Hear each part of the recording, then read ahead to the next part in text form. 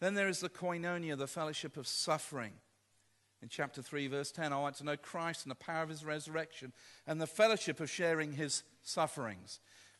If we're honest, most Christians in the United Kingdom, and certainly in the West, actually we don't want to share in Jesus' sufferings, to be fair. We do not go out of our way to be martyrs. Oh, come on, we can be honest, aren't we? So, oh no, I'd love to be a martyr. No, we don't. Actually, martyrdom seems to come to those who least expect it, who live out their lives, who form their lives on Christ, and then they're challenged, and at that challenge they refuse to bow. And then martyrdom occurs. It's not they sought it, they just sought him. And what Paul is saying here about sharing in the sufferings, we need to understand that being a Christian is real, and today many are in prison for their faith around the world. And as 1 Corinthians 12, verse 12 tells us, we're one body.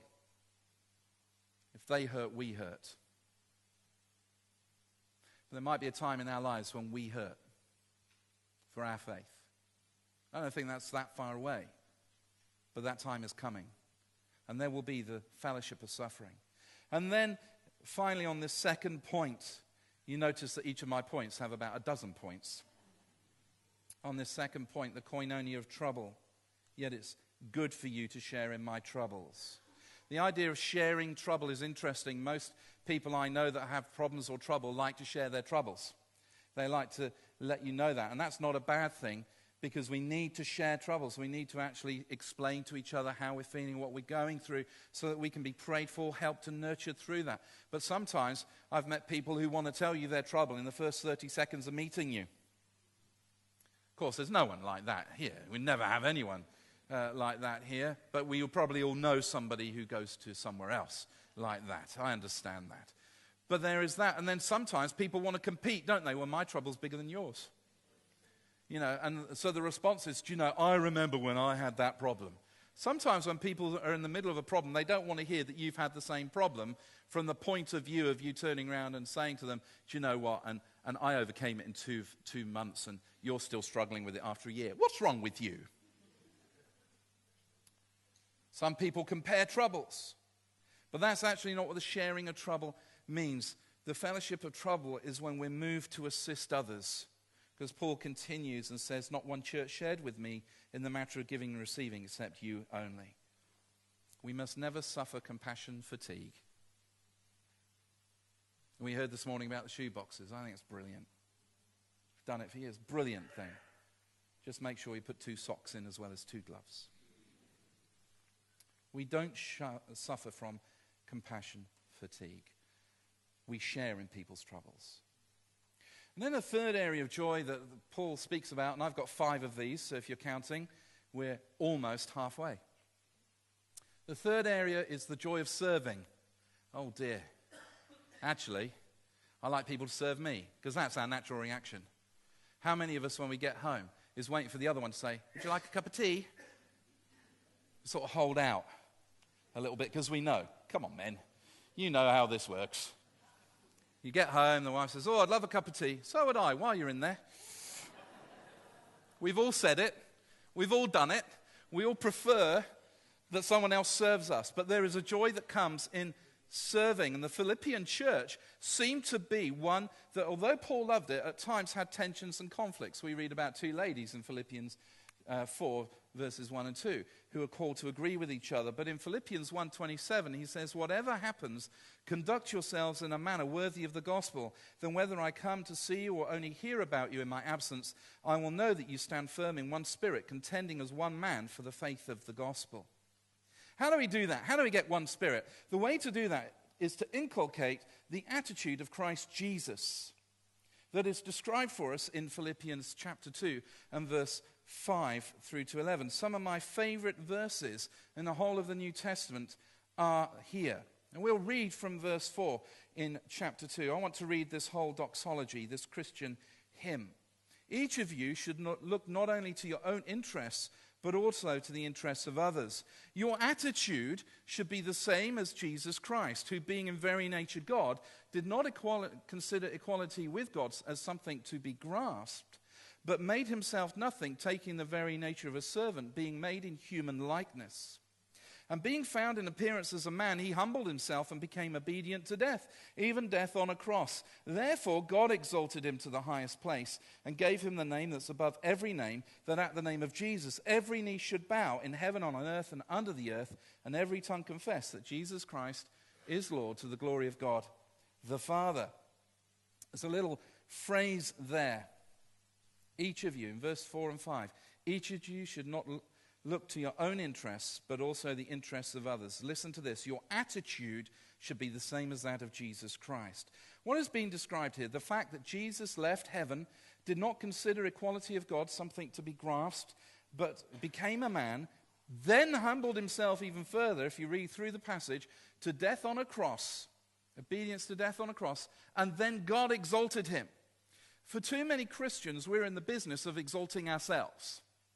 Can I say to you that whatever God has prepared for your life in terms of ministry, calling, or anything else, you do not have to push your way into it. You just have to prepare yourself for the moment to be ready for it.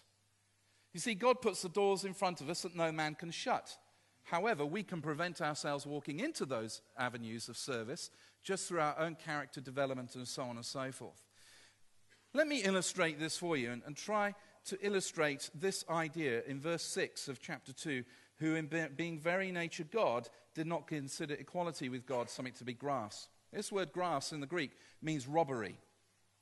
It means, in fact, the King James translates it robbery. It actually means pluck, snatch, or try and attain by force. In other words, Jesus didn't have to do that. Do we have any chocoholics in the house of God today? Anyone love chocolate? Come to me. Oh, I need 3 volunteers, so if you're going to put your hand up. I know Sam likes chocolate. Come on, ladies. And Sam, come on. And, oh no, Sam, stay there. You missed out. You're too late. Hello, we'll just call you... Steady. Can you just form an orderly queue? I'm sorry to those of you over here that may not see all this, and just step forward a little bit, and we'll see how we go. Now, what's being described here in this passage, and I just want to illustrate this visually for you, is that, stop looking in my bag, you're so nosy. Dearie me. What's being described here is, for the purposes of this, I'm going to be God. Do not go away and say Keith has a God complex. And if you can all just put your hands out like this, please. And that's how I want you to remain unless otherwise directed. So me being God and being the nice kind of loving Father I am, I give each of them a gift, a ministry, a something to do, some point of service. You see, the ideal thing about servants is they actually don't mind what is placed in their hands as long as they are serving the king. Because service kills egos. It does. Kills egos. Service is a great leveler. Because we don't know, I'm just going to call you number 1, number 2, number 3. We don't know what gifts number 1 has, number 2, and number 3. But they can see a little bit of each other. Now, the idea of serving is to hold things with an open hand. In other words, not grasping it, holding it with an open hand. Because if servant number 1 here grasps onto that, hold it really tight. Come on, tight. Come on, let's see those muscles. I know you're thinking, I don't want to break the chocolate. It's okay. That's great. You grasp that. Now, me being God, I come along to check how they're doing, and I grasp that. And I come along, and I want to put something else in servant 1's hand, and I can't because it's clenched. Open your hand. And all that's happened, you can lick it later, all that's happened is that which I've given has been damaged. Do you see a parallel here? Or is this too much of a mind leap for us? So, we'll throw that one away, and we'll give number 1 something else. Okay? Then I come along and I actually say, I don't think number 2 should be doing that anymore. So I take it away. How dare you take something away from somebody in church life? They've served at it for 97 years faithfully. We don't want to upset them by not allowing them to do this anymore. Does this sound familiar talk? Okay? And I decide that I'm going to give that to number 1. But then I decide, number 3. Then I decide I'm actually going to give number 1 something else. Something possibly of a bit more value. Number 2, sorry. You got excited then, didn't you? I saw what you did with the last thing.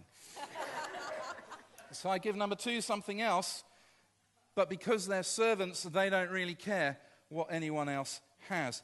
But then I decide I'm going to take something away from number 3, and I'm going to give something else to number 1, and I'm going to share the love out to there, duck. Okay? Because I'm a God that gives freely and loves people and adores people. And so, anyone poked out their eyes yet? Sorry.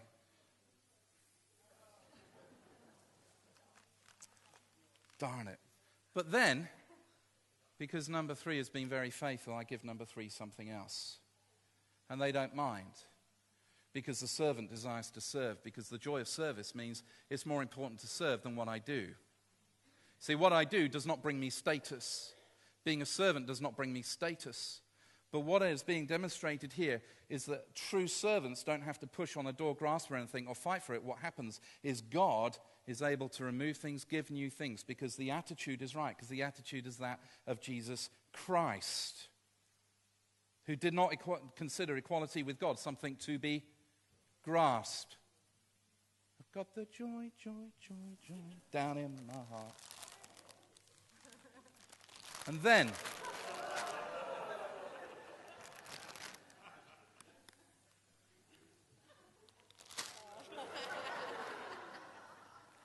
see, the Lord distributes as he wills.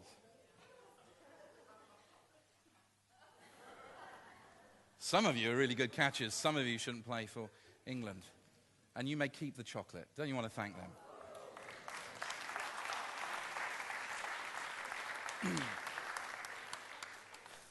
See, any other attitude doesn't belong in the heart of a servant.